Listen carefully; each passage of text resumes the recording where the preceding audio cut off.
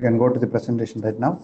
So the overall topic to be covered on today's lecture is a background for need of alternate fuels, various bioenergy conversion routes, basis of gasification, gasifier types and technical challenges, application of gas from biomass gasification, basis of pyrolysis, pyrolysis reactor types and technical challenges, application of bio-oils and barriers for implementation of gasification technology in the field. Okay, all of you might have very well understood that the energy is playing a very important role in development of any developed country. But there are few problems in use of the conventional fuels like coal. So that is why now wide search is going on for use of alternate fuels, that too renewable fuels which are carbon neutral. So this picture shows the current usage of these various fuel types and future projections also. Although coal is, we cannot avoid use of coal for some more time in the future. Its percentage will be around 28%, and the liquid fuels, including biofuel percentage, will be 30% on the overall fuel market, and natural gas will be around 22%, and renewables will be around 14%. So which will share more percentage in total need in the future, and nuclear is only going to use for another 1 more percentage. So in this background, we have to search various ways of using the renewable sources of energy, that too biomass and the various application of biomass sources. So biomass at present it is equivalent, availability is equivalent to 23 million barrels of oil equivalent per day, and where it is 76 million barrels per day is used for power generation, and 45 million barrels of energy equivalent per day for industry, building and transport. It is only 37 million barrels of equivalent per day is used for transportation. Okay, so which shows clearly there is a huge gap in the usage and availability of biomass fuels and bio-based fuels. So in the future, definitely this production and usage will increase. So we can just see some of the energy technologies that is currently widely used, and we can very well justify the biomass gasification route for the current trend in energy usage. You know that primary energy sources currently used are light crude oil, heavy oil, tar sands, wet gas, CBM, coal, methane, tight gas, nuclear, coal, solar, wind, biomass, hydrothermal, and geothermal energy. These are the now becomes the primary source of energy available. And extraction and conversion technologies, you see for oils we have to explore in deep waters, also in Arctic regions, and liquid nitrogen, liquid natural gas, which will occupy very less space when it is liquefied, is having wide usage. We are transporting LNG from Europe and America, and refining differentiated fuels, advantaged chemicals from such sources, then gasification. So we are going to see about the biomass gasification, which is a conversion technology for converting biomass into useful energy forms, including fuel for engines and turbines, everything. And syngas conversion, that is a synthetic gas, that is we have to remove the unwanted material from the gas produced, and the gas should contain only a useful part, that is carbon monoxide and hydrogen, that we call it a syngas. We have to do some changes in the available producer gas, so we call it a syngas. That is conversion is another important area.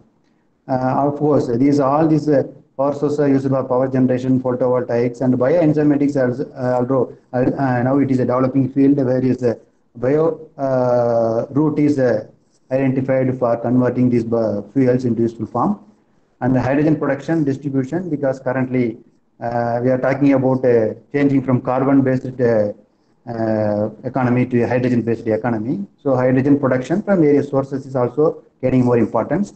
And carbon capture and sequestration is also another field where we are now in the seeing the wide fluctuations in climate due to greenhouse effect because of increased carbon dioxide content in the atmosphere.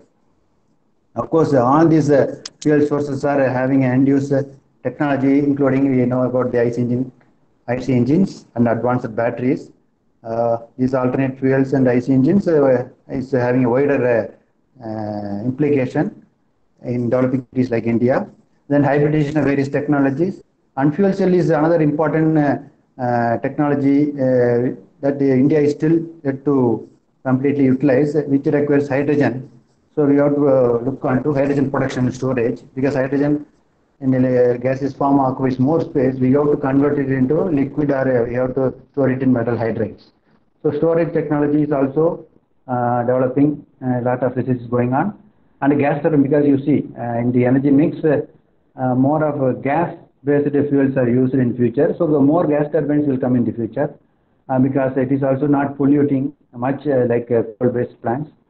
And building efficiency of the existing systems. Urban infrastructure, now we are talking about the smart cities, and we have to improve the urban infrastructure for using such a form of available resources, because most of the renewable sources, we cannot expect power production from huge plant like coal-based plant. Decentralized power utilization will be the norm in the future. That urban infrastructure should be properly designed. Then system design, lot of work is going on to integrate various systems and improve the system efficiency. And other efficiencies, technology, improving technologies are also now being developed. And nanotechnology, nano-additives, all those things you have heard about, which will improve the efficiency of the conversion system and induce equipments. And the retail technology is another area where more of energy intensive field are listed here, where all these things contribute to our global warming. Currently United States, now the elections are completed, and the main party is going for renewable sources and use of conventional fuels. And oil lobby is creating a lot of politics. Once the renewable energy given more importance, the oil economy will come down. So the oil companies are doing a lot of politics in all the major developed countries. So this is the background in which we have to know more about this gasification route.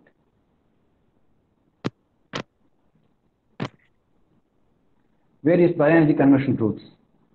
So this picture overall give you a overall idea about various bioenergy sources available and technologies that are available to convert into useful form, and how we can convert the available synthesized gases and solids and liquids into useful energy forms.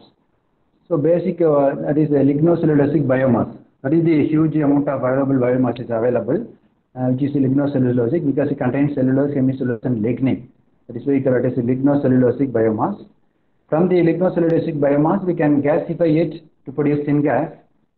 That syngas can be used for hydrogen production by water gas shift and separation reactions.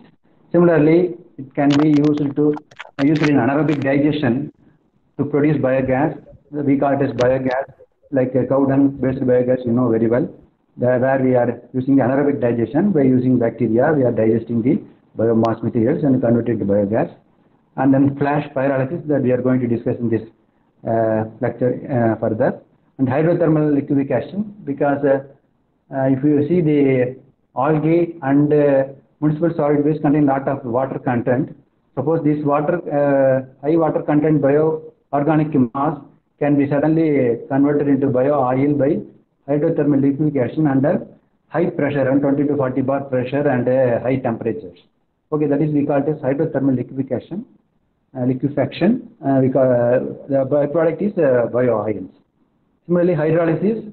Hydrolysis is simply a process where which it is the biomass is added to water. The water will break the long chain hydrocarbons, there is a long chain cellulose into smaller small chain components. So it will be easy for converting it to sugar by various processes. From sugar we can ferment the sugar and we can produce ethanol. We can use it as a fuel also. Similarly, you know about oil seeds and pressing or extraction of oil seeds from oil plants. So this oil can be used as biodiesel by using trans-esterification process, and different methanol, ethanol, and various alkyl esters can be developed by using various alcohols in the esterification process. So the same oil can be used as vegetable oil also for edible purposes. And then one more thing available is reused vegetable oil.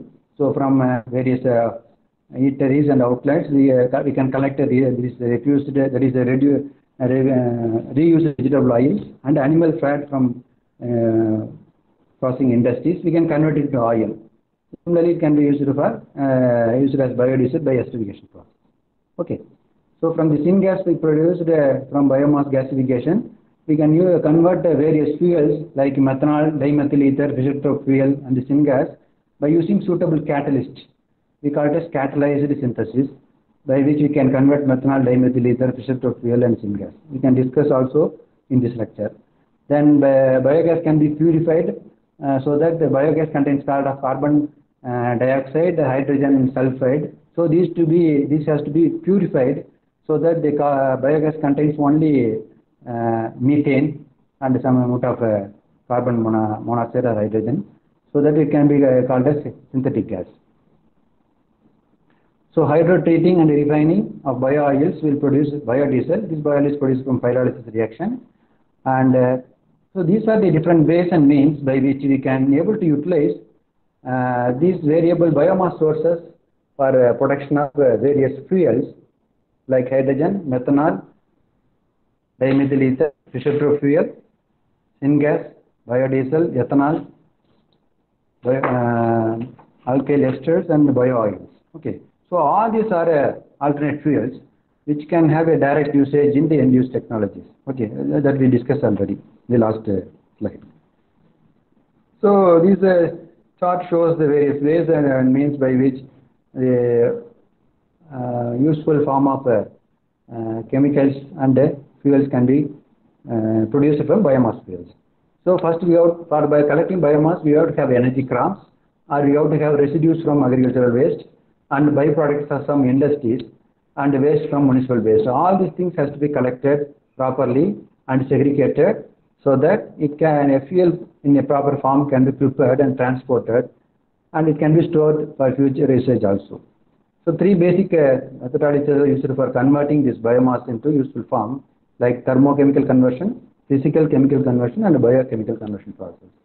So this thermochemical conversion process we are going to discuss in detail, especially gasification pyrolysis in this lecture.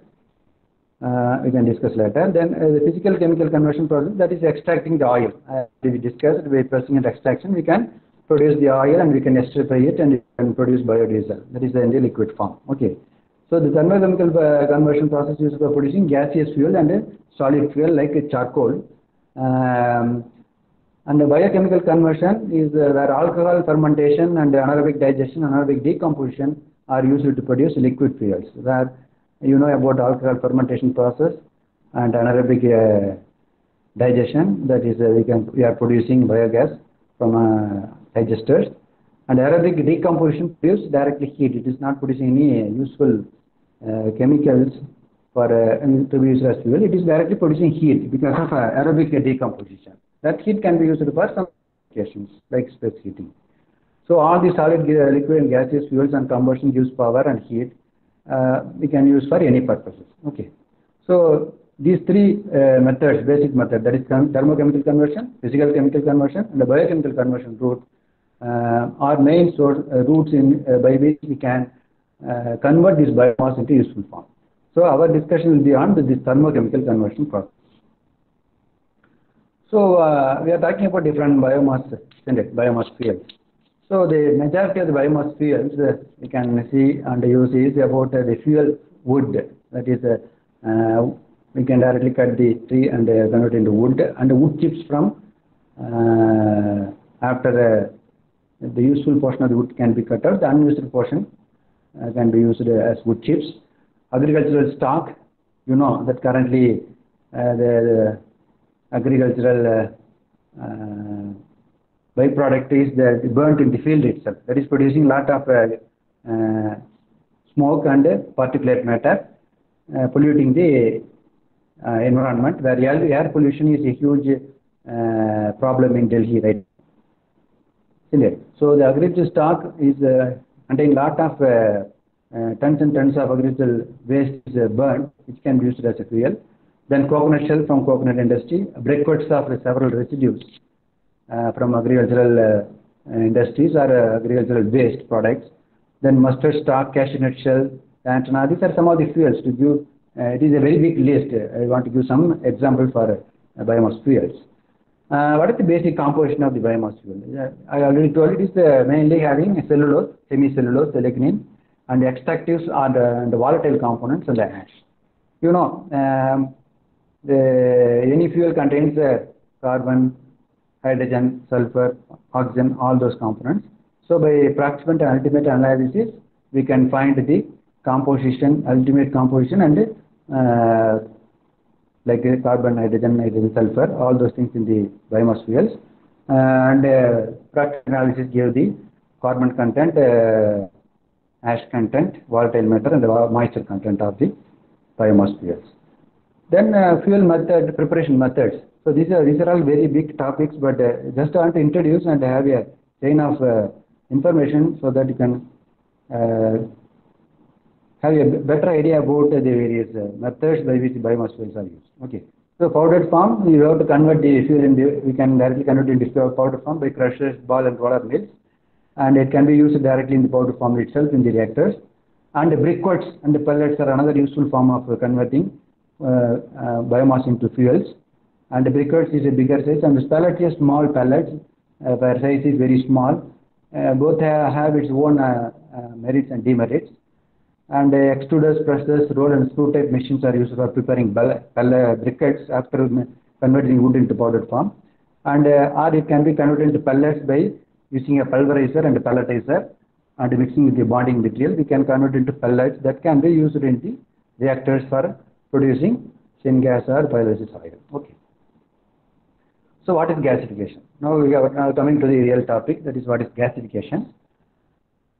So gasification has three steps. Well, the first step one is drying to evaporate moisture. So definitely all the biomass contains moisture. It should be evaporated, and around 15% moisture is evaporated. So first we have to evaporate it. Then after evaporation, the step two is it undergoes pyrolysis. Pyrolysis is nothing but the thermal decomposition in the absence of air. So which takes place at around 300-500 degrees centigrade, producing vapors of tar and oils, which are the part of the biomass fuel, and solid char. So this char is responsible for producing charcoal. Okay. Suppose we maintaining low temperatures with a long residence time, charcoal will be produced from biomass fuels. With high residence time and high temperatures and the long residence time, as temperatures are more, the char will be converted into gas, and pyrolysis, the devolatilization will occur during pyrolysis, and the devolatilized gases will be converted into volatiles will be converted into gas. With a medium temperature and a short residence time, we can have a liquid as the byproduct. We call it as pyrolysis. Okay.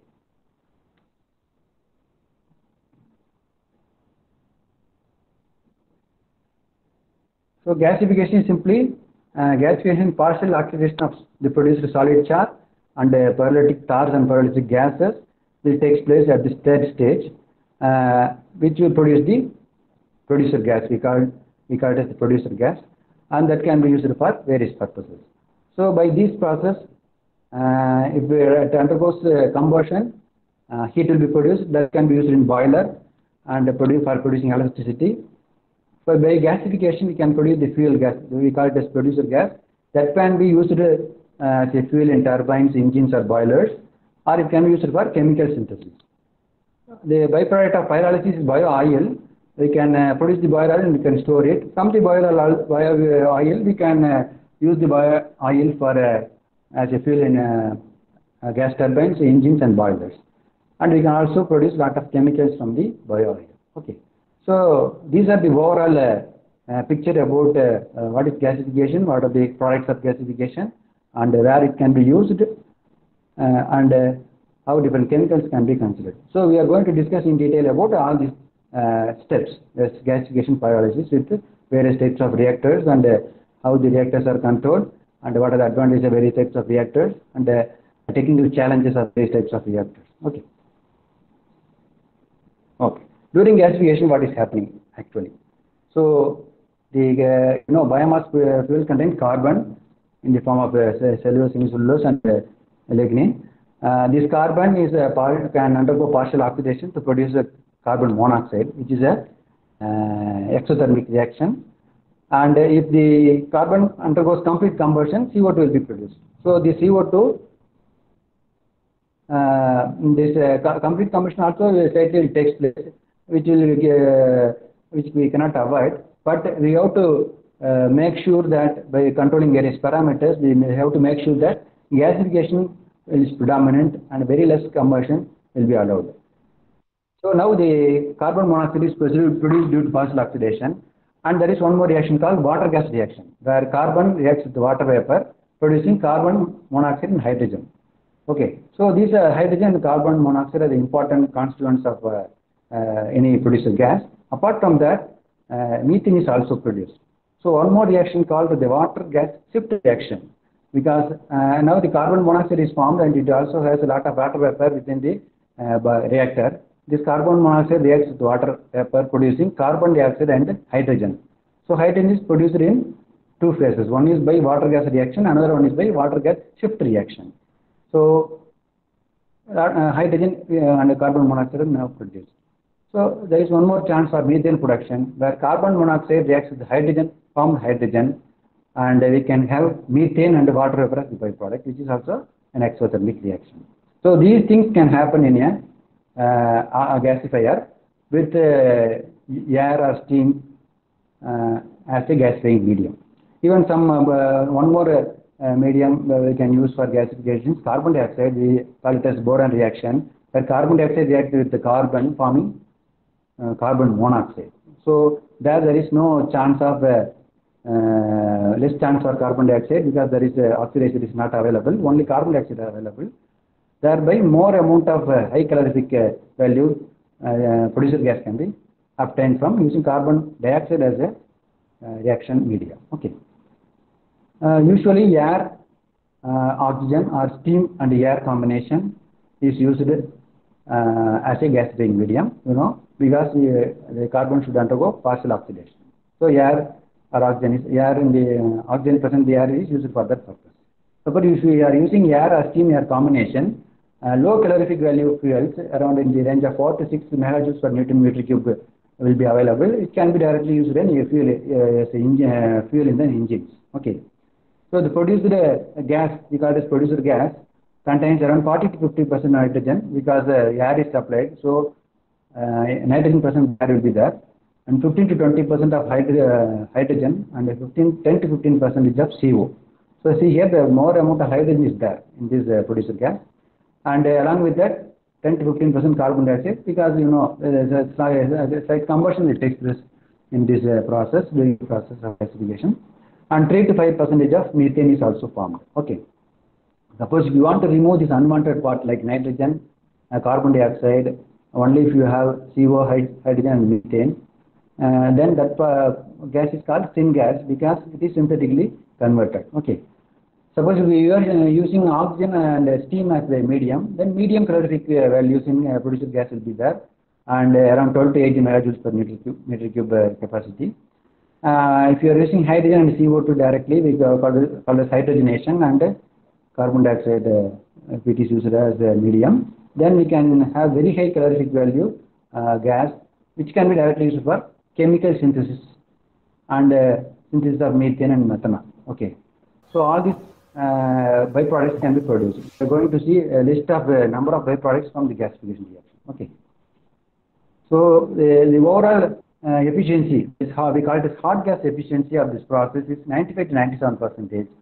And if you cool the producer gas, then the cold gas efficiency will be around 85%. Okay, based on the because the syngas should be cooled before it is used for any purpose, isn't it? Suppose if you cool, this density will increase. So definitely you have to cool the gas, and after cooling, the overall efficiency of gasification and pyrolysis will be around 75 to 80%. Okay. This is the overall efficiency, conversion efficiency in case of gasification.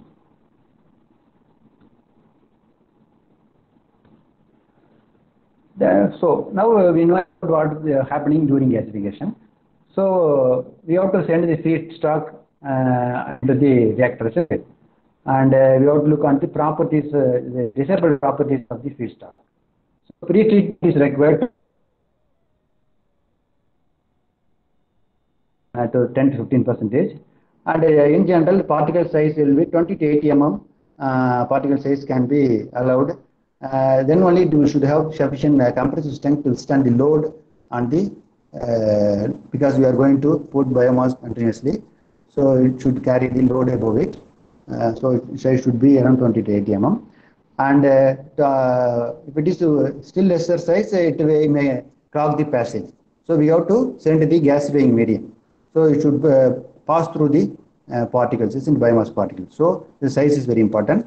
And fractionation, that is very small and fine particles have less nitrogen alkali, because one of the important problem in biomass fuel is it is having alkali content like calcium, magnesium.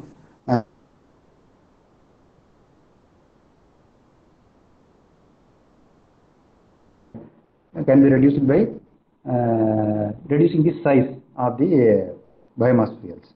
So if we reduce the size, this alkali and nitrogen will be less in the produced gas. Then leaching. Leaching is another process by which we can able to remove the alkali and nitrogen content from the biomass fuels by using water. After that, it should be again dried to reduce the moisture content. So these are the pre-treatment process we are generally using. And properties of the fuel are moisture content. Of course, already told 30% makes ignition difficult. So that it is reduced to 10 to 15%. If ignition is difficult, then calorific value of the produced fuel will be very less.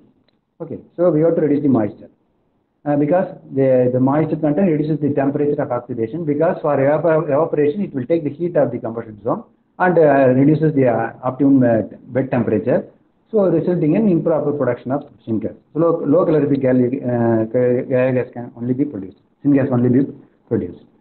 Then ash content. So ash content should be less than 5%, and high mineral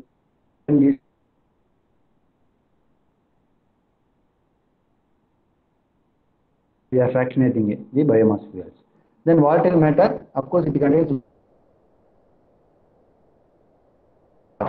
tar is the important problem in case of biomass gasification. So the volatile matter content of the biomass is the reason behind it, and it also produces heavy hydrocarbons also. These should be destructed within the gasifier as far as possible. Otherwise, it will clog the further systems in the cycle. Okay. Then particle size. Large particle size form bridges, while smaller one will clog the air passages, avoiding increasing the pressure drop. So it should be medium. Okay, already we told about particle size. So these are the preconditions for applying the biomass into the gasification gasifiers. Okay. Gasifier types. We are having a lot of gasifier types. We will just see small glimpses of all these types. Then only you can very well appreciate the various types, and for different type of biomass, different biogas can be opted. Okay. One is fixed bed gasifiers, where we are having updraft gasifier and downdraft gasifier. Out of the all type of gasifiers, this downdraft gasifier is 75% in real application, because it has some advantages we will discuss later. The updraft gasifier is around 2.5%. Another major thing is fluidized bed gasifier, which is around 20% in actual application. The fluidized bed gasifier have two types. One is atmospheric bubbling fluid, atmospheric operating under atmospheric pressure. Another one is operating under high pressure. So atmospheric bubbling fluidized bed and atmospheric circulating fluidized bed are also there. Under pressure, it will be called pressure bubbling fluidized bed and pressure circulating fluidized bed. So fluidized bed, we are having two types. One is working under atmospheric pressure, another one is under high pressure. Then the third classification is entrained bed, and fourth one is cyclonic bed. These are all now being developed right now, and only the fixed bed and fluidized bed gasifiers are widely used till now. Okay. So a small glimpse of updraft gasifier. This updraft gasifier, there are four main regions in a gasifier. One is drying zone, another one is a devolatilization zone, and a reduction and combustion zone. Okay. So in this case of absorbed gasifier, air is supplied from bottom and biomass is applied from the top. So it is counter current. So both are moving in the opposite directions. As you see, the combustion is taking place at the bottom. So the products of combustion, the gases will be moving upwards. Will be moving so around the devolatilization zone, it is around 205 degrees centigrade temperature will be there. It will devolatize the incoming biomass. And when biomass first enters, it encounters the gas coming out of the reactor. So it is used for drying the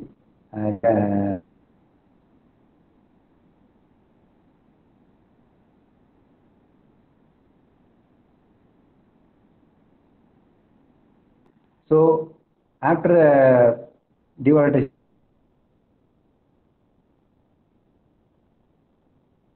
will get reduced, moving down and passing through the combustion zone.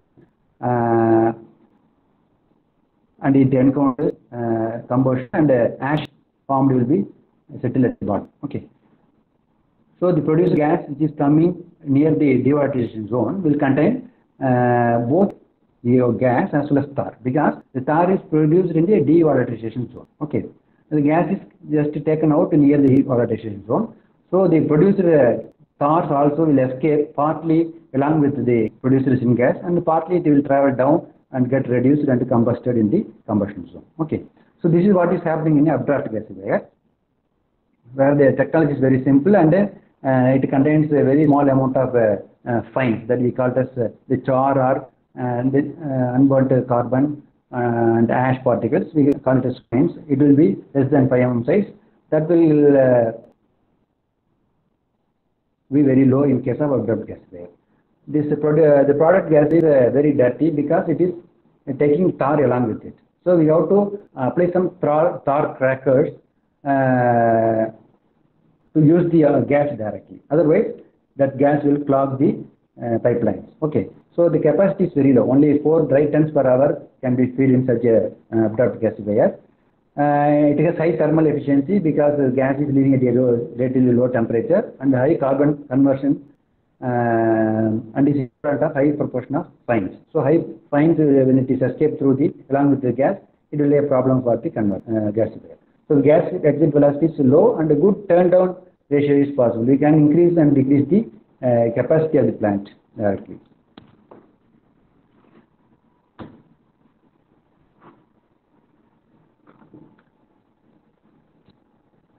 So it means there is a problem.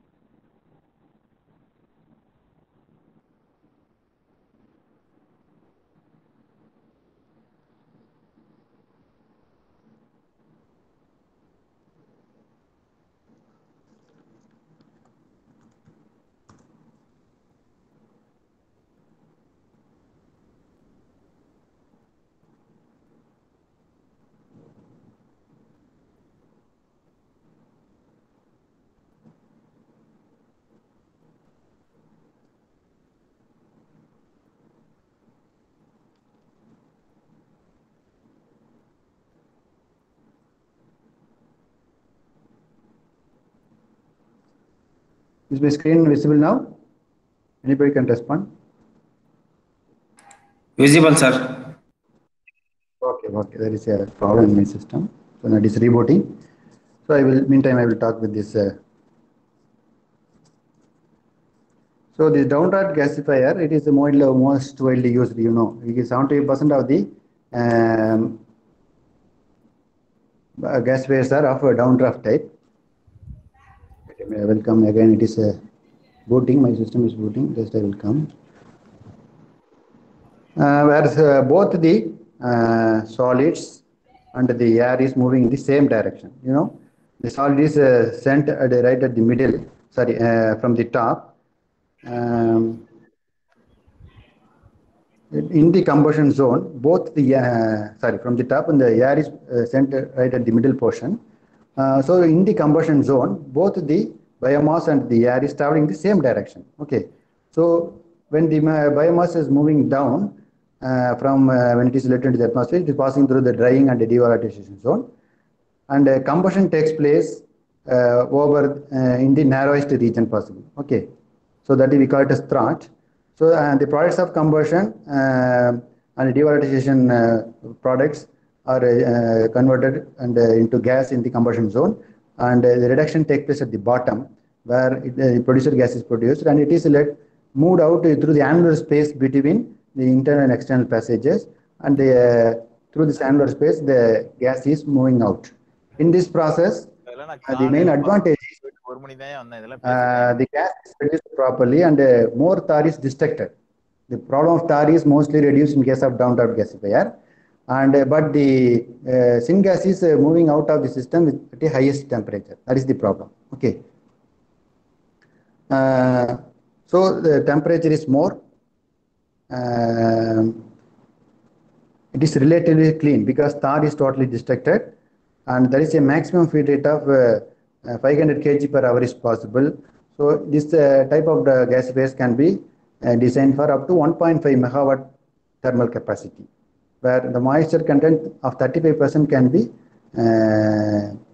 used in such a type of gasifier. High moisture content is allowed here because very high temperature before the gas is reducing, it is encountering the combustion zone. So moisture content is tolerated in case of down-draught gasifier. So the drying properties can be reduced drastically. The cost of investment in drying can be very low in case of down-draught gasifier. So once again coming through my system, please wait a second. Wait.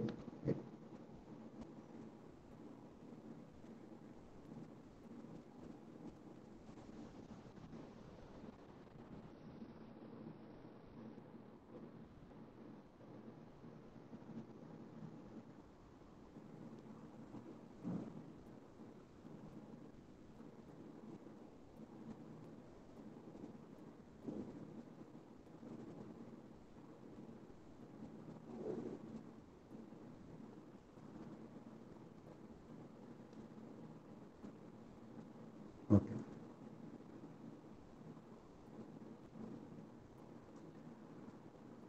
Next is bubbling bed. Fluidized bed reactors, where the fluidization medium, the air is sent from the bottom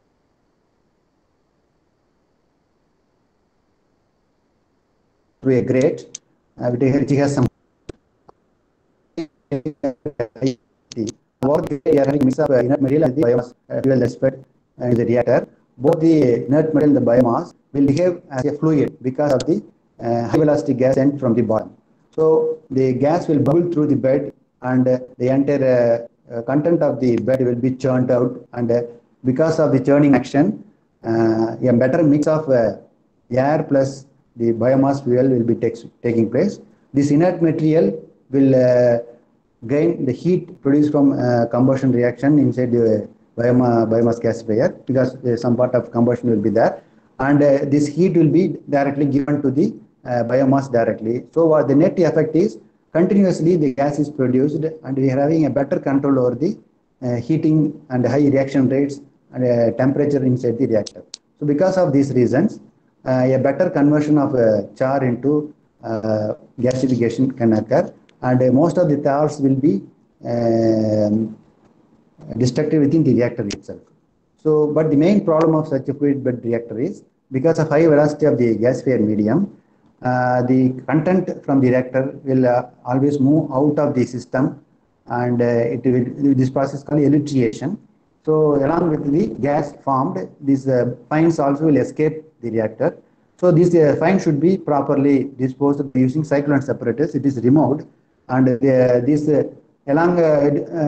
because of high velocity, some char particles also will escape the reactor, and this will be some ash and char will be escaped. But one more important advantage is the char is frequently churned inside the reactor. The ash content, like a coat over the char, will be removed because of the abrasive action of the bed material. The bed material used is mainly sand or dolomite or olivine, like dolomite. Mainly sand is there, and dolomite and olivine are as a catalyst. So the sand is highly abrasive now. Okay, this abrasive action will expose the char to maximum volatile gas formation, and so more turn down ratio is also possible, and higher burning rate of feeding is also possible. So these reactors can be scaled up to 25 megawatt of thermal capacity, where 10 to 15 dry ton per hour of fuel can be sent for such type of bubbling fluid bed reactors. Because of the supply of air and bed temperature can be properly controlled, and if more air is sent, then it will quench the bed and temperature can be reduced. But there is a small window available for increasing the air this fluidizing medium, because it will affect the equivalence ratio. And equivalence ratio also you have to maintain properly, otherwise it will affect the conversion and the reaction rates. So Thor cracking catalyst can be added in this type of bubbling fluid bed, because the pressure is only atmospheric, and this Thor cracking catalyst will totally reduce the Thor content of the bed. And some carbon loss along with the ash is also possible in case of this fluid bed reactors. This another type of fluid bed reactor is circulating fluid bed reactor, where velocity is increased further because of the elucidation process. More amount of char is also moving out of the gasifier. Thus char is again captured by using the cyclones, and it is again sent to the reactor. That is why this is called a circulating fluid bed, because the char is circulating between this gasifier and the cyclones. Okay, so the main advantage of such a circulating bed is more biomass can be utilized, like more than 15 tons per hour. So we can scale up to 100 megawatt capacity for such a gasifier. So that is the huge advantage. Because high cost is the capacity is very low, the cost will be more, because it contains a lot of more components in the gasifier. That's the problem. Another problem is the in-bed catalytic processing is not easy, because the catalyst will again be removed from the reactor because of the circulation of sand and the char that is escaping the reactor. That will destruct the catalyst, the effectiveness of the catalyst. That is the more important problem of circulating fluid bed. And the operation control is also very poor in case of circulating fluid bed. And corrosion and attrition problems are also there, because the char all contain will corrode the materials it is passing through. So corrosion problem is more in case of circulating fluid bed. To avoid the loss of catalytic process, a twin bed system is introduced, where we are having both type of gasifier. One is circulating bed, another may be a bubbling or a circulating bed. Two beds are used for effective production of gas with very less Thor. Even for this type of twin fluid bed, we can use the catalyst, because catalyst loss will not be there in type of twin bed, because again the circulated char and sand is properly handled in the secondary secondary reactor, and if any char is there, it will be burned completely and the gas is produced. Only the hot sand that is escaping the primary circulating bed will be captured and sent once again to the primary reactor. So the loss of catalyst is very much reduced in case of this twin fluid bed, and this is highly complex in nature, and its capacity is more than 10 tons per hour, and the medium calorific value in gas can be produced from such a twin fluid bed reactors. Here low carbon conversion to gas, as carbon which are is completely destructed in the secondary reactor. So the conversion efficiency is low, but we can completely destruct the Thor, which is another huge problem. So we have to compromise on the whether we are going for less Thorless gas in gas or low efficiency. We have to think of. So Thor catalytic cracking catalyst can be added to the bed without any problem. That is the main advantage of this twin fluid bed compared to the circulating fluid bed. This circulating twin bed is adapted for higher capacities only. If the capacity is less than 10 to 15 megawatt thermal, we can go for bubbling or atmospheric fluid bed reactors. One more type is we call this entrained flow, where the oxidizing medium and fuel in the form of slurry is sent from the top. Both will travel in the same direction, and very high capacity of capacity is possible, right? Like 20 dry ton of per hour can be sent in such entrained flow. Then from the name itself, we can clearly understood it is entrained, where the slurry fuel which contains very fine particles. Particle size should be reduced to 75 micrometer. So because of very less size of the fuel particle, the fuel particle will be entrained in the gasifying medium. The fuel particle and the gas will behave like a simple fluid, so it is completely entrained in the gas medium. There is no need to separate mixing of the gas medium and the fuel for gasification or combustion. So it is totally entrained within the oxidizing medium. So when you travel along the column of the entrained flow, definitely it will completely convert it into suitable gases. So where the temperature is 1400 degrees centigrade and operates at 20 to 70 bar pressure. So that is the reason it directly easily converted into gas. The main problem of tar is reduced completely, because at 1500 degrees centigrade, most of the tars will be destructed within the reactor itself. So, and methane formation is totally avoided, and very less methane is also possible, but it will definitely contains a lot of carbon monoxide and hydrogen. Mainly, if you see the carbon monoxide content and hydrogen content is more, the calorific value will be better. Okay, so more carbon dioxide, more carbon monoxide, and hydrogen is required for increased calorific value of fuel. So carbon loss with the ash and ash lagging problem is predominant here because of high velocity and high pressure and maximum temperature inside the reactor. But biomass fuels are very rarely used in type of entrained flow. Now it is gaining importance. Some technical improvements are required for improving the efficiency of such a type of entrained flow gasifiers. Another type is cyclonic gasifier, where the biomass fuel is stored in the hopper by using air injectors. The biomass fuel is injected into the cyclone at the tangential direction. So what will happen as it is introduced in tangential direction along with the air at velocities? So it travel through the entire vortex flow is created, and it will follow this cyclonic chamber in a tangential direction, which creates swirling flow inside the cyclones. So because of this swirling flow, the air and sawdust will mix thoroughly, and because of this high velocity mixing and high velocity movement of char, created char from the biomass fuel and the gasifying medium, high conversion ratio is possible, and more amount of tar will be distributed inside the reactor itself, and producer gas will leave on the top of the reactor, and ash will be collected at the bottom as usual. Okay, so the vortex flow will create a better reaction time. That is the major advantage of such a cyclonic gasifier. Okay, so these are the various types of gasifiers. Still, lot of different modern systems are also developed. These are the basic types, and in order to avoid some problems in these basic type of gasifiers, lot of modifications were added, and currently a lot of advanced gases are also available in the market. Okay, so the main problem and the technical challenges of this gasification system we can discuss now for another 10 minutes. So we are using air, steam, and carbon dioxide as gasifying medium. Okay, so main advantage of each one we can discuss, and its technical challenges we discuss it here.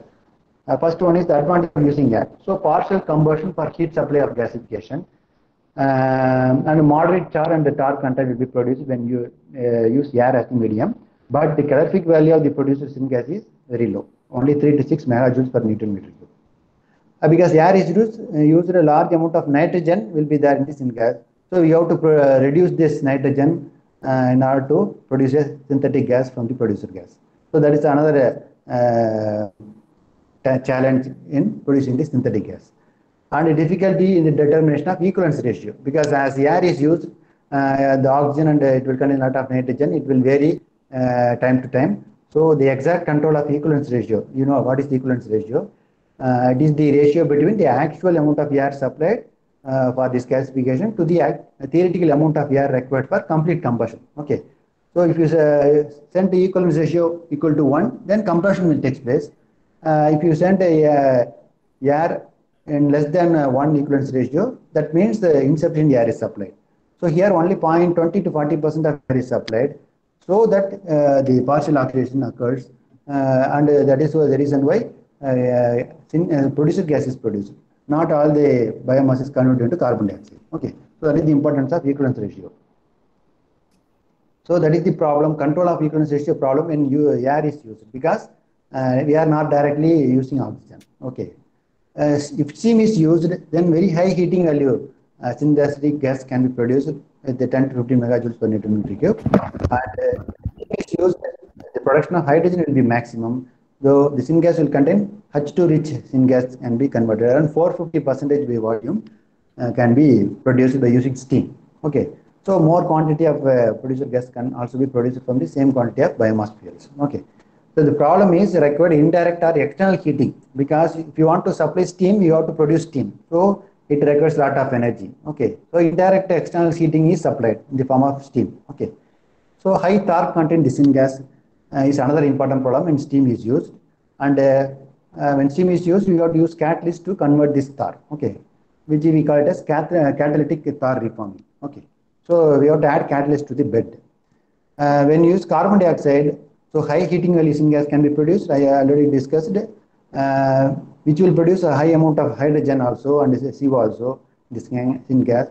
So when H2 and CO are more, definitely heating value will be more. Okay, and CO2 will be very less, because as there is no oxidizing medium available, combustion is completely avoided.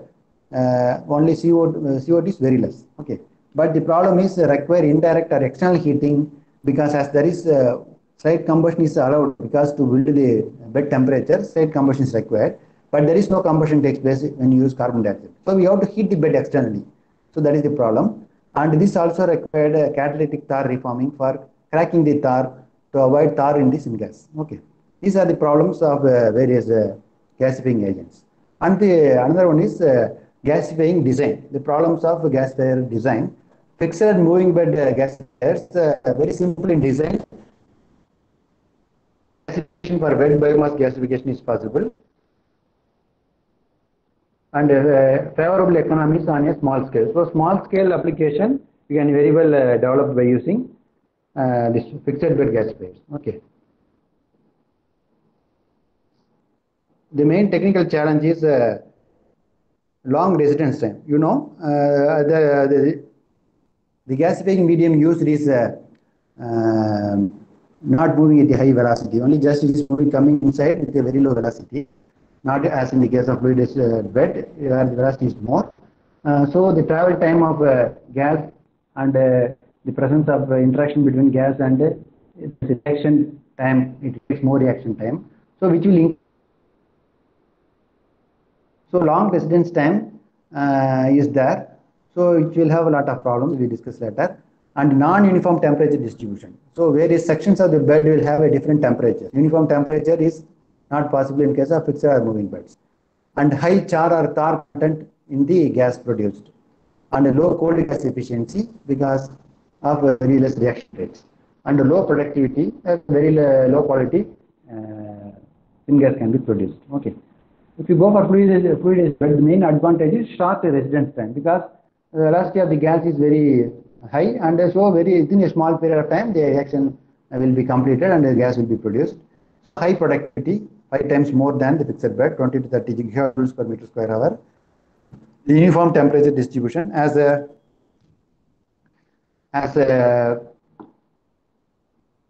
very control over the temperature is better in case of fluidized bed. Uniform temperature can also be maintained, because regularly there is a thorough mixing of bed material due to bubbling or fluidization inside the reactor. So uniform temperature will be mixed, produced inside the gasifier.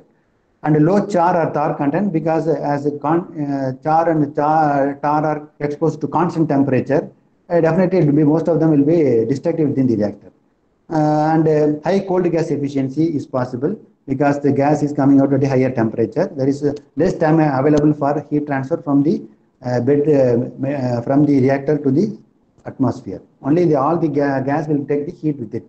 So high cold gas efficiency is possible in case of fluidized bed. And reduced ash related problems. And the main challenge is high particulate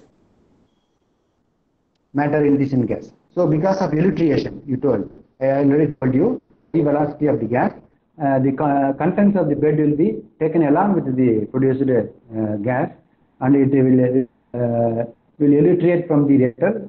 So you are using a cyclone materials, which is a problem. Okay. Then favorable economics on a medium to large scale. Small scale plants are not economical. You go to medium scale in the fluidized bed sectors.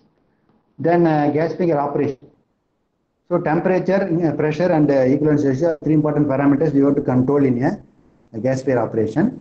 Increase of temperature. So temperature more than 800 degrees centigrade is a problem. The optimum temperature is 800 degrees centigrade. So with 800 degree temperature, it has some advantages as well as some negative points. The advantages are decreased char and the tar content. So tar will be maximum, most of the tars will be cracked at 800 degrees centigrade. Some heavy tars only will escape the reactor. And a decreased methane in the syngas. Methane content will be less. Increased carbon conversion efficiency because most reaction rate is better. So most of the carbon will be converted. And increased heating value, of course, the produced syngas contain more amount of heating value. The main problem is decreased energy efficiency. So energy efficiency is still not that much high. It is very comparatively less, but better than fixed bed. And increased ash related problems, I already told you. As the temperature is more than 800, some of the alkali metals present in the biomass will sinter and agglomerate, and it will be polluting. It will be formed as a layer in the bed itself. So the ash related problem in the bed is more in case of the temperature is more than 800 degree centigrade, because sometimes the ash fusion temperature of some of the alkali metal will be lower. For some alkali metal will be higher. So as the ash contains lot of metals and alkalis, its fusion temperature will vary with its composition. So some will fuse at a lower temperature, some will fuse at a higher temperature. So if the temperature is more than 800, definitely most of them will fuse and form as clinkers. Then increase of pressure. Low char and tar content if you increase the pressure, because the circulating pressurized fluid is bed, pressure is more than atmosphere. So increased pressure will convert most of the tar into crack the tar, and it will be converted to gas. And very low char content is also produced in pressure is increased. As the pressure is coming under high pressure, there is no for syngas to be compressed for its end-use application. That is the advantage of increasing pressure. But the limitation is because of high pressure, the design of it is complex, it is difficult to design, and operation is also complicated. So higher cost is another important factor, where a small scale plant with high pressure is not possible. We talked about the equivalence ratio, where you maintain a equivalence ratio 0.2 to 0.4, then low char and the tar content will be produced. The challenge is decreased heating values in gas. If you reduce the equivalence ratio, that is another side, negative. Okay, so these are the problems.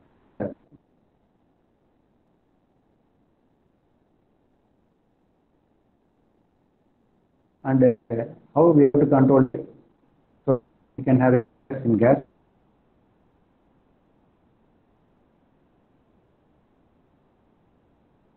Another thing is tar. So we have more about tar and char, isn't it?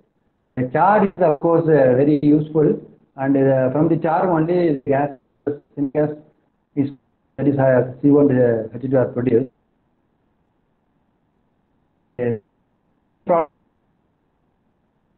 Mixture of combustion of 700 degrees and typically gives a condensable fraction of tar.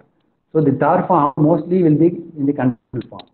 Okay, mainly contains phenols and aromatic hydrocarbons. Where various types of hydrocarbons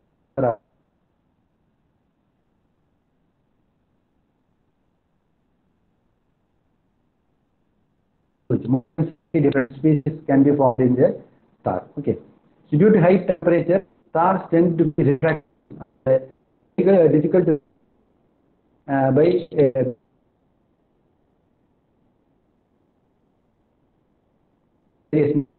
by catalytic or physical process, which leads to technical uncertainties. Able mechanism to control the power and the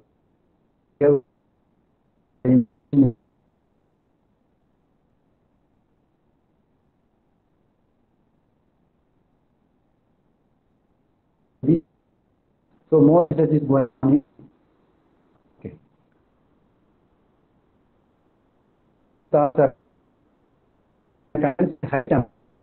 They like to and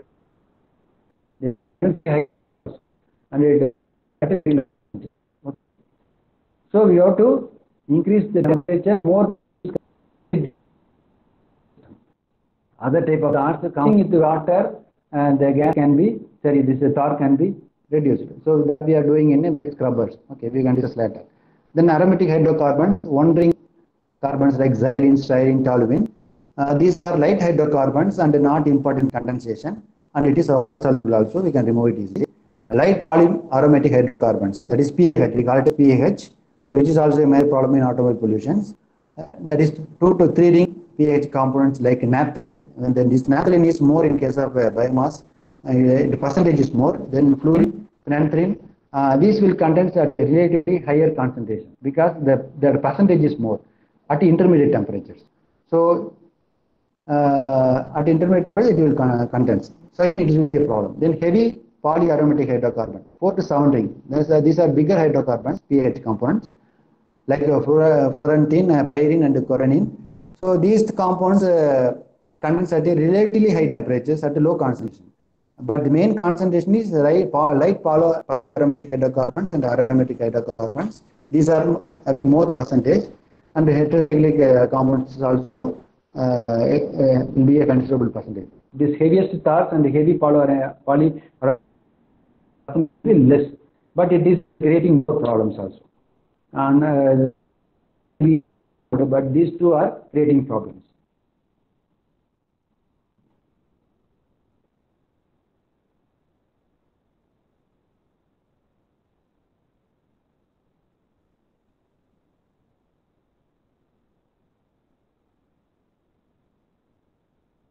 Indeed, a problem. So I already told you when the dew point of individual tar is considerably varying across the species. When the temperature of the gas is below dew point temperature, all the tars will condense, either in the form of aerosol or condensate on the inner surface of the equipment. Plugging of all the pipes and components. So may also undergo dehydration. So moisture content will be reduced, and it will thick solid char or coke.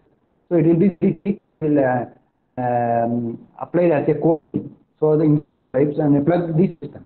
So this creates more problem, dehydration of the tar. Then presence of tars in the producer gas has been a major challenge for commercialization of biomass gas. All players are having this tar problem. Research is going on in reducing this tar, and you know, production of hydrogen.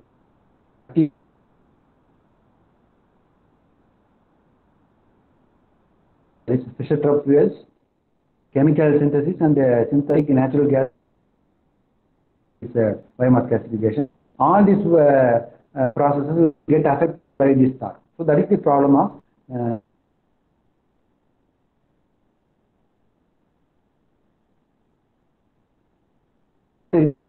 tar permanently. Okay.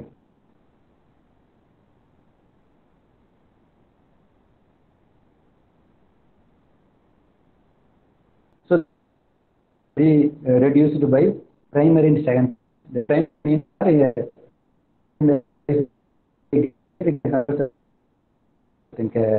catalyst.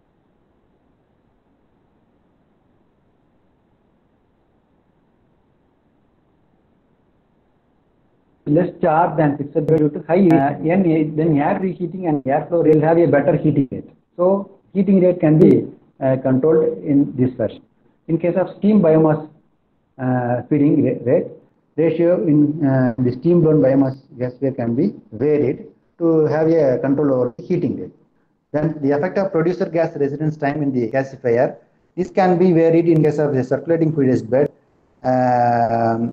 conveniently, so that better conversion efficiency is possible in case of circulating fluid bed.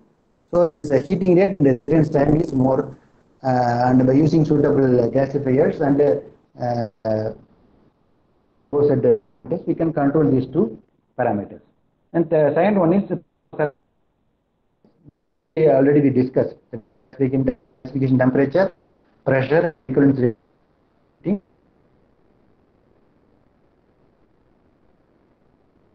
How to control it and what are the implication of the parameters already we discussed. What the way for TAR conversion, isn't it? So what are those TAR for conversion? That is naturally occurring catalysts like dolomite, olivine, and halite. Okay, this dolomite and olivine are more predominantly used in majority of the gasifiers right now, and alkali and salts like KOH, potassium bicarbonate, potassium carbonate, all those materials are stable metals with oxide support like nickel oxide, aluminum oxide, nickel cerium aluminum oxide, all are also used as a bed catalyst. So what will happen in the bed? How this catalyst will be useful in tar destruction. So by tar steam reforming and tar dry reforming reaction will be improved by adding this catalyst. So this is the reaction. The tar will react with the water vapor, forming hydrogen and carbon monoxide. So that the tar will be converted into hydrogen and carbon monoxide because of the above catalyst. Another tar dry reforming is tar component, which is having many type of hydrocarbons are there. So this will react with the carbon dioxide, producing again hydrogen and carbon monoxide. So this is called tar dry reforming. Both this reaction will be improved or enhanced by the addition of these catalysts. So these catalysts will try to reduce the tar while it is forming inside the reactor itself. That is the major primary modification we can do to control the tars. And secondary measures, these are after gasification process. So you have to adapt various methods to remove the tar.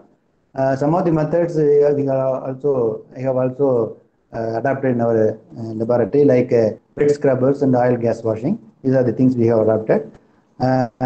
The various physical methods are removed by cooling scrubbers. Usually, scrubber will scrub the unwanted component of the producer gas, that is carbon dioxide and hydrogen sulfide. So again, the tar can also be removed in the same way by using cooling scrubbers or venturi scrubbers, granular bed. This topic, if you go, it will take more time, so just I will read it. By rotational particle separators, fabric filters, activated carbon filters, they directly remove the tars, and wet electrostatic precipitators are also used, and wet scrubbers. These are the physical method of removing the tar. So each will have its own merits and demerits based upon the type of tar that is forming in variable biomass fuels. We can use certain physical methods. Some type of biomass will yield a variety of tars. Some type will have only some specific tar compositions. So based upon the feedstock, we have to check what type of tar is produced, and suitably we have to adapt various methods to control the tar. A non-physical means of reducing tar is by reduction by thermal conversion. So we can convert the tar into useful form like carbon monoxide and hydrogen, as already discussed. Reduction by conversion with steam. These two reactions just we have discussed. And reduction by partial oxidation, by oxidizing the tar to CO and H2, then catalytic cracking, and by reduction by plasma technology. These are some of the physical, non-physical methods that are used for reducing after gasification. So in the bed itself, we can use the catalyst to reduce the tar. Once the tar is produced and it is moving out the system, these type of conversion systems can be adapted to reduce the tar. Okay. It is a very big topic, we don't want to go inside. So there is an aspect of catalyst used in tar reforming. So we have to, because this is we are talking about within the reactor itself. So we are adding this tar reforming catalyst, isn't it? So what is the effect of this catalyst and what are its technical challenges we can discuss? First, catalyst they are and which will reduce the naphthalene component we have produced in the tar. Okay, naphthalene can be drastically reduced by these three catalysts. Okay, technical challenges: moderate reforming efficiency is possible. 100% it is not possible to remove, and this can be easily eroded and broken. These catalysts can be easily eroded and broken in the reactor, so we frequently replace it. Okay, that is the problem. Then alkali and salt, alkalis and salt like KHCO3 and K2CO3, which will have high reforming efficiency and reduce the phenolic tar by 5 times compared with naturally occurring catalyst, and increase hydrogen production in the syngas, but the CO composition will be reduced. Again, the increased plugging and deactivation of other metal catalysts at high temperature is another problem in case of alkali and salt catalyst. Stable metal with the oxide support. So this will again form, we have a high reforming efficiency and increased hydrogen content in the syngas. Okay, so stable metals are expensive. So these catalysts are very expensive, and these metals are easily deactivated by formation of coke and hydrogen formed inside the reactor, and sintered by ash melting also. And this required hot water resistant support material, because if you use hot water, then it will oxidize the metals inside the that are available as a catalyst. So it should not be inside reactors. So these are the problems of using catalyst for tar reforming inside the reactor bed. Okay. So now we have discussed the various gasifiers that are available and the problems that we have encountered. What are the methods that we can adapt to reduce the tar and improve the conversion efficiency and overall efficiency of the reactors. So based on these inputs, we can categorize the technology strength and its usage. So this chart shows the adaptation of various technologies. The atmospheric circulating fluid bed is having a more strong usage and technically strong, so that we can have better high market attractiveness for this atmospheric circulating fluid bed, where the conversion ratio is also more. And the second one is the atmospheric bubbling fluid bed, but it is slightly the conversion is slightly reduced and the capacity can be slightly reduced, but technology is very strong and it has high attractiveness. And the updraft gasifier is an average, it is a technically average design, but it is having high market attractiveness. Similarly, for others like pressurized circulating fluid bed and bubbling bed, it has average market attractiveness, but technology is strong. It is not penetrated deep into the market. That is the problem. And the poorest one is around cyclonic and entrained beds, where the technology is very weak and difficulties are more, and because of that, the market penetration is also more. So the updraft gasifier comes in between. It is average in technical and low in penetration. Okay. So if you see the combination, the fluidized bed reactors, atmospheric and bubbling, circulating and bubbling, are having more widespread application and high attractiveness in the market, and it is the technology is also strong. So already told that 70% of gasifiers are updraft gasifiers, but nowadays as the technology matures, more of these fluid bed gasifiers are in operation right now. That percentage comes down slowly because of improvement in technology. Okay. So now the application of biomass gasification. The biomass gasification it can be used for varied purposes. Okay. Where the medium calorific value produced gas can be synthesized as a transport fuel, and we can also produce chemicals. We already discussed these things, and it can be converted into ammonia and fertilizer also. The low heating value biomass fuels can be converted into chemicals and fertilizers also, and directly it can be used in fuel cells, and then gas turbines, engines and boilers as a fuel directly. Okay. So the outcome will be electricity and heat. Okay. So all these intermediate processes are used for this end-use process. Okay. Synthesis, conversion, fuel cell, gas turbine, engine, boilers are intermediate process by which this gas from the gasification can be conveniently used in one of the end forms, like transport fuel, chemical, fertilizers, electricity, and heat. Okay. What is the problem? What are the other types uses of the syngas? So the syngas can also be used as a combined heat and power application. Okay. This biomass can be used in the boilers along with the coal as in the co-firing mode. But the ash fusion problem will be more in if you are using it co-firing. Instead, if you follow this route by gasification route, most of the problems of ash formation will be dealt by the gasification reactors. The end product, the syngas, can be directly used in a boiler along with coal, so that the problem of ash can be avoided in case of coal. So the next one is gasification use variety of biomass fuels. So coal, variety of biomass fuels are and all types can be used in case of fluidized bed. Fluidized bed is very flexible in design, so it will accept a wide variety of fuels. So all available biomass can be converted into gas, and that gas can be used for many purposes. Okay, and the lower temperature of the gas avoids the problem related with the ash in case of gasifiers, which is more in case of direct boilers. Okay, this high quality syngas with the no tar and dust with the high heating value can be directly used in gas turbines with high conversion efficiency, like in integrated gasification combined cycle as a topping cycle. It is another CHP application, combined power heat and power application. So this methane and CO in the syngas can be converted into hydrogen using methane water reforming and water gas shift reaction that we already discussed. Okay, methane will be reacted with the CO2 to form hydrogen and carbon monoxide, and water gas shift reaction where carbon monoxide reacted with water to form hydrogen and carbon dioxide. So these produced hydrogen can be directly used in a fuel cell.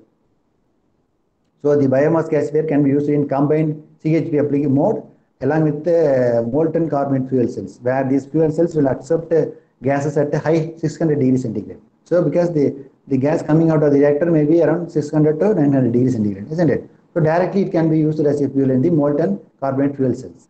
And it is also used in solid oxide fuel cells, where it can absorb the fuel at even 1000 degrees centigrade. So this biomass gasifier can be integrated to this molten carbonate fuel cell and the solid oxide fuel cell as a system, CHP system. Okay, that is a major advantage.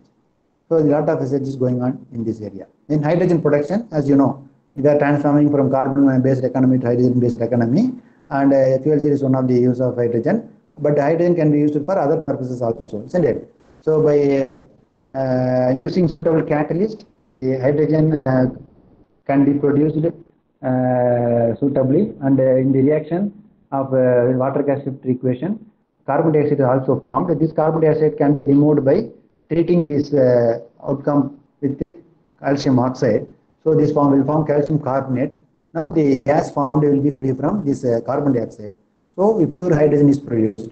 This is such a method that can be used, stored, and used for any other purposes.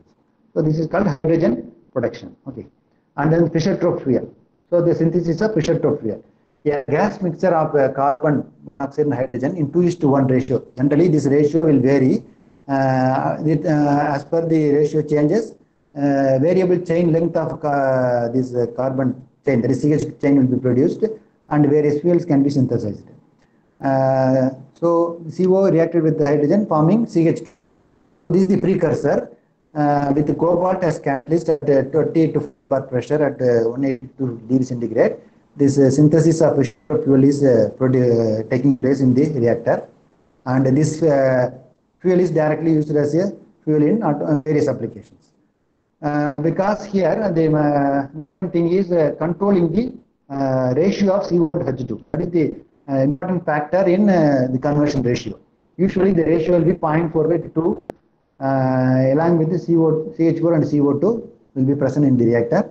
So the CO and H2 ratio will be more, okay, more important. Steam reforming is used to convert methane and hydrogen using water gas shift equation to adjust the H2 and CO ratio, so that CO will be reduced and H2 will be more, and this ratio can be properly controlled to produce various types of Fischer-Tropsch fuels. Okay.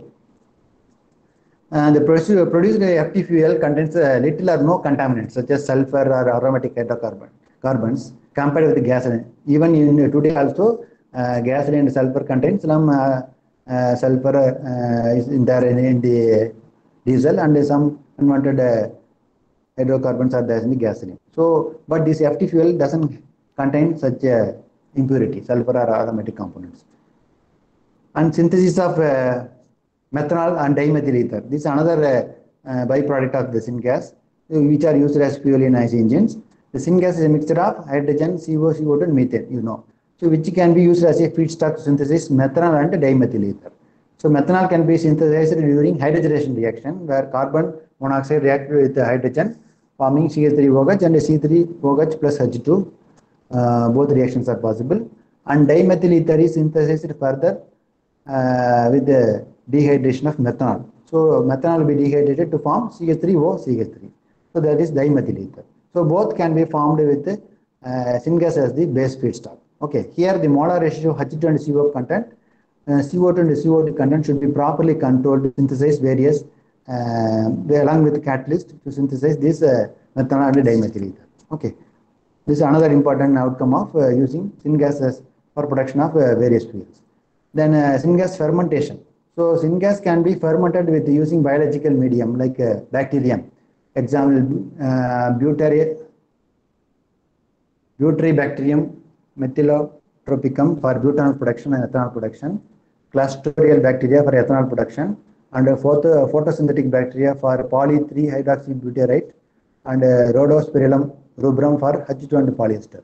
So likewise, a lot of bacterial medium is now biotechnological route is used to convert the syngas to various fuels also. Okay, there is one more area of research. Then biological conversion process does not require any expensive sulfur gas cleaning system, because directly the sulfur and other impurities will be left out, and only the end product will be easily taken care of, and it can be properly removed from such a system. Okay. But the biological process is not operated under high temperature and pressure. That is another more advantage. No need to control temperature and pressure. The problem is slow growth rate of these anaerobes and a difficulty in maintaining anaerobic condition. These are the two important problems. And mass transfer between gas phase and liquid phase is another problem, where product inhibition have been identified as the main barrier for this route of producing useful products from the syngas. But it is also developing. We can simply by using some suitable methods, we can have a control. But this process is also very important, because its initial cost will be not that much higher. Okay, this route is still not developed in India. So, sir, can I extend the time to another 20-25 minutes? Sir, hello. Sir, can I extend for another 20-25 minutes? Yeah, sir, 20 minutes it's more, sir. Already participants are leaving, I think. Okay. Because the topic is very extensive, so Okay. I want to just conclude with this Okay, gas. sir, you can share some of your experience in designing the biogas stove and then garden waste. Orally, you can interact. So in our lab, so this pyrolysis I want to left, because most of the participants are, I think 85 participants are there. Of course, Yes. discuss on pyrolysis, I will directly go to the final discussion. As you mentioned, I will share my experience also. Okay, Another 15 minutes I will try to complete. So Okay, pyrolysis is another important process, because pyrolysis oil, which is a product of this gasification, is having wider application. Okay, this pyrolysis oil is produced by flash pyrolysis process, where biomass decomposes generate mostly vapors and aerosols. We already told these vapors and aerosols can be condensed as a liquid. Okay, so this liquid we call it as bio oil. Okay, this pyrolysis oil, bio oil. This bio oil is having wider application similar to syngas. So that is the major route by which we can produce these fuels for IC engines also. Okay. The main product bio-oil is obtained in yield around 75% weight on dry fuel basis. That is the major advantage of this pyrolysis process. Other important factors to be controlled in first pyrolysis are about water content and size of the particle. So water content will be less than 10%, and the size of the particle should be around 2 mm only. Then only we can suitably pyrolyze, and we can produce better bio-oil from such a pyrolysis reaction. And the fast pyrolysis is the process by which 70% will be converted into liquid, and 12% will be char, and 13% will be gas. But in case of gasification, liquid content is only 5%, and gas content is 85%. Okay. So pyrolysis oil is having lot of names. We are calling by various names like bio-oil, bio-crude oil, biofuel oil, wood oil, and different pyroligneous oil. So all these names are only pyrolysis liquid, bio-oil. We call it as bio-oil. It has a lot of implications. I just want to explore these reactors because similar to we already discussed syngas, there is a biomass gasifiers. These similar type of pyrolysis reactors are also used for creating pyrolysis oil. Okay. So these are the various types of reactors used for producing pyrolysis oil. I just mentioned bubbling fluid bed, circulating fluid bed, and transport bed, ablative pyrolysis, entrained flow, rotating cone type pyrolysis reactors, vacuum pyrolysis. These are the various processes. Okay, and these are the parameters of various pyrolysis process. And the important problem in pyrolysis reactors is char removal and liquid collection. So while pyrolyzing the oil, there is gas produced, aerosols and volatile matter produced should be condensed to produce this bio-oil, isn't it? Along with that, the char can also move out of the system. So it will also mix with the bio-oil. So that is the problem. So we have to remove this char before condensing the aerosols and volatile matter to produce bio-oil. So that is the important issue in pyrolysis. For that, we are using cyclones, hot vapor filtration, pressure filtration methods to remove the char for condensing the bio-oil. Another important problem is liquid collection. Okay, so how to collect this liquid after pyrolysis reaction? So because it contains aerosol and true vapors, and some non-condensable gases are also present in the gaseous fraction. Okay, this require rapid cooling. So the cooling should be very rapid. So there is one process called flash pyrolysis. That is the major pyrolysis process. In which within a flash of time, that is 2 seconds, within the 2 seconds, the reaction should be completed.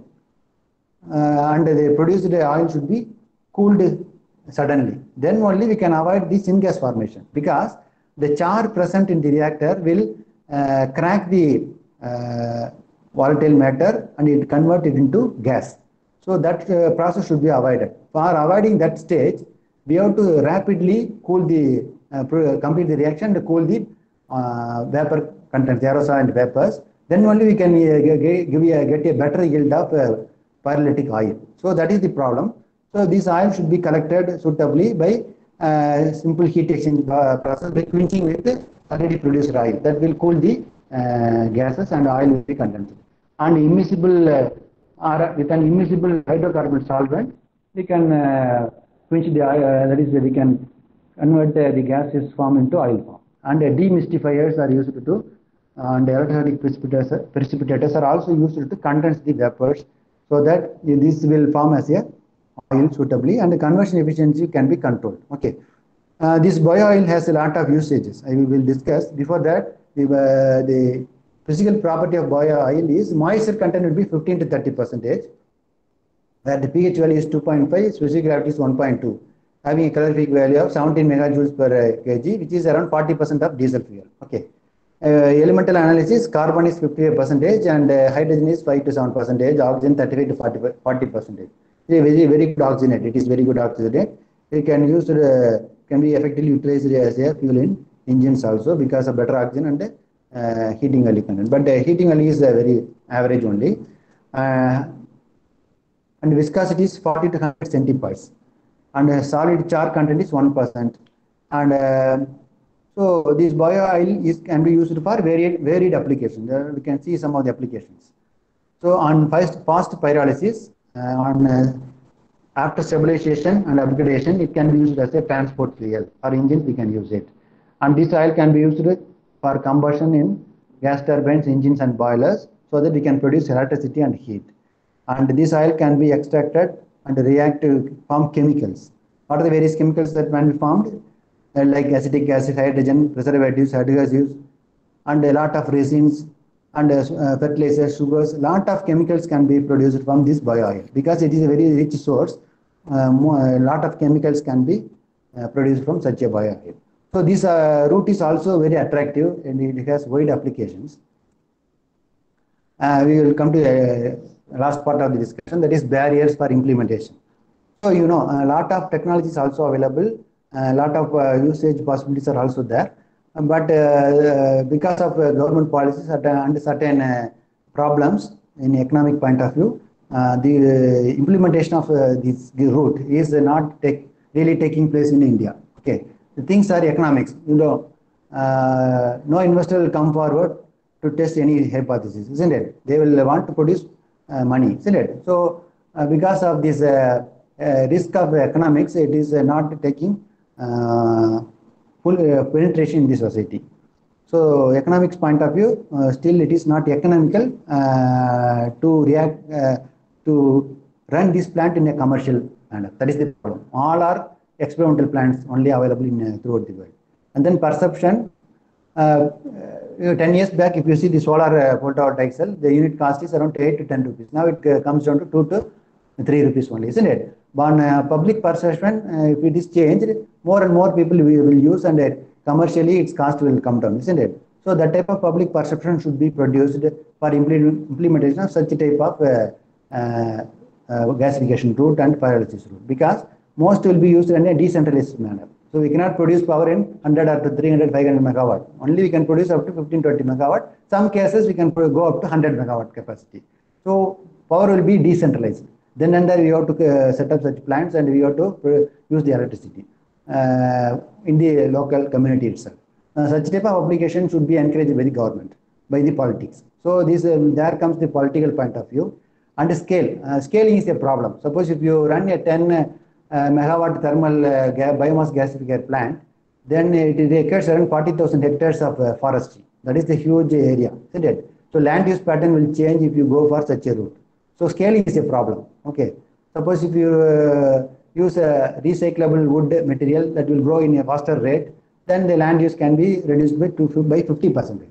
Okay, around 20,000 hectares of land will be sufficient to supply the requirement of 10 megawatt thermal power plant. 10 megawatt thermal capacity of biomass gasification plant. So scaling is a problem. So that is why I told it should be decentralized power should be given importance. Then risk, and the percentage of profit from such a plant is very low. So there is a risk, economic risk. So that is why people will not take much interest. So the government policy should be like that. They should conventional fuel should be taxed heavily, and the subsidy should be given to such a process. Then only people will take risk in implementing such a projects. And then vested interests are there. The oil lobby is going on in USA and other countries, where if this type of renewable sources will take into effect, the use of oil will come down and oil economies will perish. So a lot of policies is going on, and these vested interests are playing their part in implementation of such technological pursuits. So this is the problem. Okay.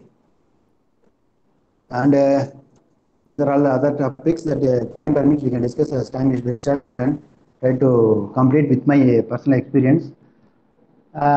So we have done some projects with AST funding and our college funding.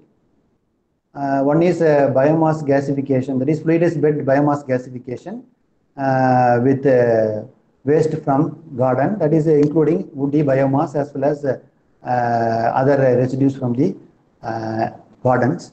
So first for that we have designed a fluidized bed gasifier, and the main focus of my work is on tar reduction. For tar reduction, I adopted technology called OLGA, that is oil gas washing technology.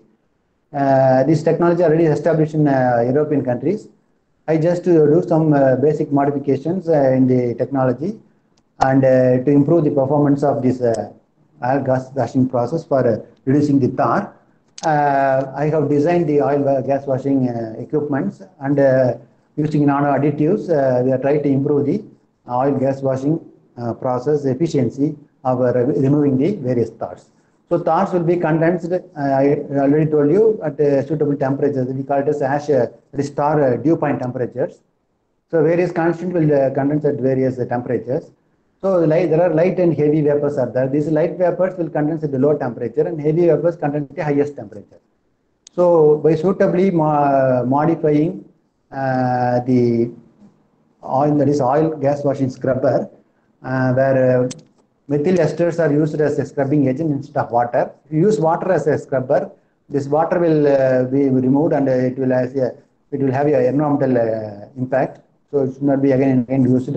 But if you use methyl esters and with nano additives, it can be reused, recycled, so that the effective removal of tar can be possible by dissolving the tar in the methyl esters. So the solubility of tar is suitable so that it will dissolve properly in these methyl esters that we have tried in our lab. And it is a lot of researchers are doing the research further, taking the research further. It is not yet completed. But we have designed the reactors, and more research should be done in in the designed reactor and oil gas washing equipment. The main aim is to reduce the heavy and light tars. It is done in 3 stages. So that is the my experience related with the biomass gasification. For producing the biomass, we are having pulverizer and pelletizer. So we are just converting this available biomass into powdered, not powdered form, but in a pulverized form. So this pulverized form, there is biomass available pulverized form is compressed in a pelletizer along with the bonding material. So we are producing pellets. So these pellets will be supplied to the biomass gasifier using screw feeders. So this that will produce the syngas along with the tar. That tar will be completely absorbed in the oil gas washing equipments, and tar-free syngas can be used as a fuel IC engine. So that is our project. We are still the process going on. We are going to produce the tar-free syngas for application in the IC engine, and that experience we have to not yet completed. Okay, but design and install the gasifiers. Another one is biomass stove. So various types of stove configurations are available. I think why can't we use the biomass in a pellet form in a biomass stove, so that the efficiency of combustion will be very high and very high temperatures are realized from such a biomass stove, so that our hostel requirement is satisfied by using such a biomass. We have conducted a lot of trials, and we have various type of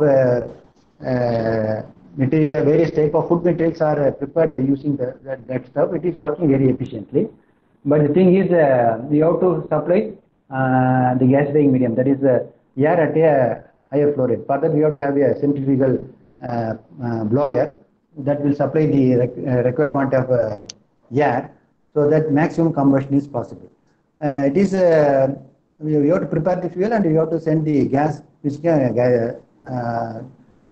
That is the another part we have added. So it has a very good efficiency. The temperature is maximum temperature is reached because of high amount of supply. That is high volume of gas supplied, gas medium supplied, and because of flow velocity of blower is better combustion efficiency is achieved in such a type of biomass gasifier. The gasifier is supplied with centrifugal blower. So it requires electrical power. That is the problem in the type of biomass stove. Most of the biomass stoves, just you have to feed the biomass, and after combustion, all the cooking process should be completed. But this design requires some additional electrical supply. That is the one more drawback of such a system. But the system works with a very high efficiency. Still they are using during some festival times.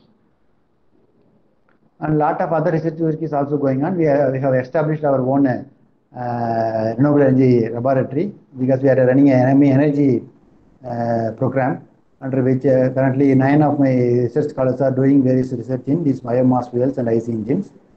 And these are some of my experiences. Okay. So our time is over. It is now 4 o'clock.